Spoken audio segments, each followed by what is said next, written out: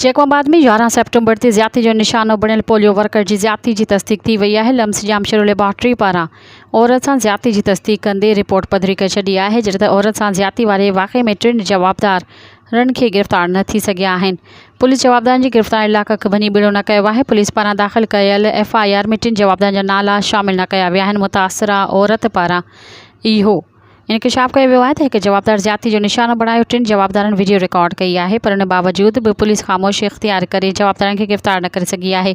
ओॾां deputy commissioner Ibrar Jafar, municipal committee जो chairman Ghulam Abbas Chakhrani मुतासिरा औरत वटि पहुची अजरक पाराई आहे। औरत खे यकीन ॾियारियो आहे त जवाबदारनि खे गिरफ़्तार कयो वेंदो ऐं हर मुमकिन मदद कई वेंदी। जद डिप्टी कमिश्नर पारां मुतासिरा औरत जे घर ॾांहुं वेंदड़ रस्ते जी पुल टुटण ते म्यूनसिपल चेयरमैन खे सरकारी ख़र्च ते पुल तामीर कराइण जो हुकुम ॾिनो आहे।